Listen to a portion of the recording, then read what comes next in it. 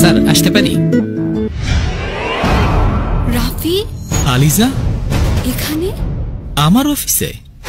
রাফি তাহলে মালি নয়, ওই অফিসের বস? স্যার আমার বান্ধবী অনেক বিপদে পড়ে আপনার কাছে আসছে। ইমার্জেন্সি ভাবে ওর বাবার চিকিৎসার জন্য 40 লাখ টাকা প্রয়োজন। আমি বলছি যে আমার স্যার অনেক দয়ালু, তাই আপনার কাছে নিয়ে আসছি। ইস, কি ভুলটাই না আমি করছি। আমি এতদিন ওরই কর্মচারীর সাথে রিলেশন করছি। তোর মনের ভিতর কার ছবি আঁকা,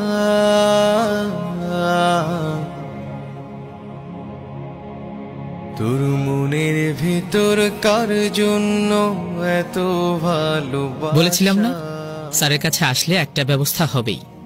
এই নাও, এখন তোমার বাবার চিকিৎসার জন্য আর কোনো সমস্যাই থাকবে না। বুঝেও বুঝিস না।